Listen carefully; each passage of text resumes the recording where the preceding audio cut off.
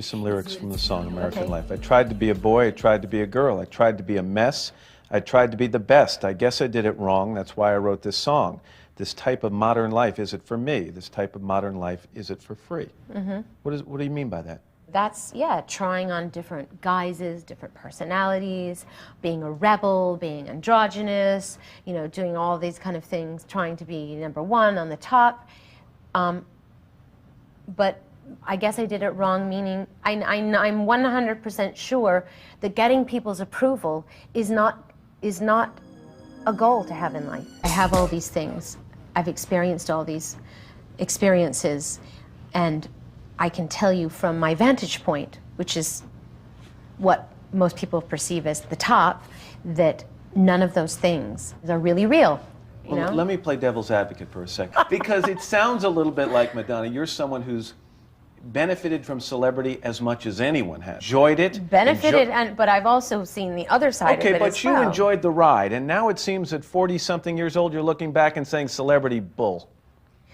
To a certain extent I am, because I see that how obsessed with celebrity everybody is. And I'm saying, you know, if you're only halfway up to the top, you can hardly say, I know it's not going to bring me happiness. I know it's baloney.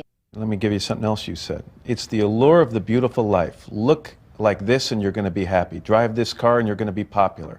Wear these clothes and people are going to want to sleep with you, I'll paraphrase.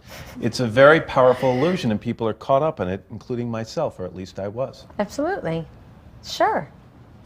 I mean, but you are too. We all are. It's our nature and it's okay. The thing is, if nobody tells you that it's an illusion or nobody brings your attention to it, then how are you going to know? I always had the impression that you were very happy with who you were at whatever given time I was talking to you. Yeah, to a certain extent I was, but how do you know that there weren't things going wrong in my personal life, in my relationships, with my family? I mean, how do you know, there wasn't chaos going on somewhere in my life? I filmed it in January, and by the time the video was finished, we were at war.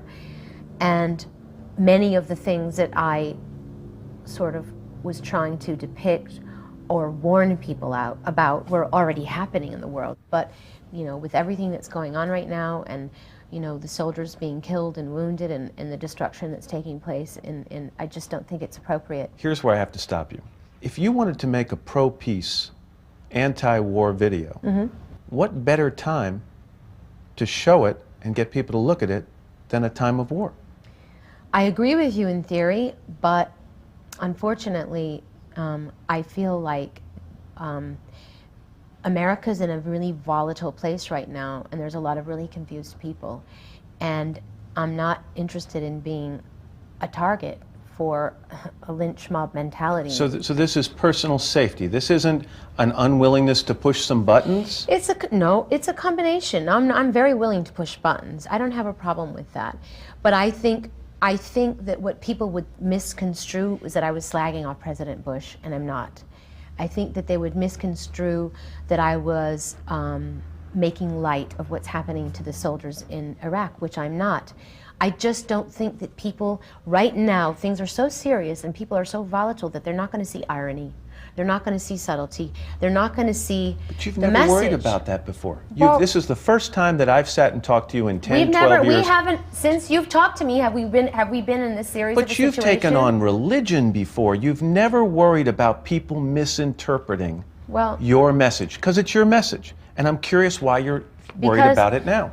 Because ultimately, I don't want to just be provocative for the sake of being provocative. He made a statement about the President of the United States, leader of the free world, at about the same time your video was coming out. Right. Right? A cynic might say, there's got to be some money involved here. That maybe you're worried about... Oh, no, I lost a lot of money. Okay, but wait, they took the Dixie Chicks CDs and they smashed them in the streets, and radio stations stopped playing them. You got a brand new important album coming out. What if people don't buy it? That's not the reason. I give you my honest to God promise that that is not the reason. Because I have bigger plans and I have more important things to do.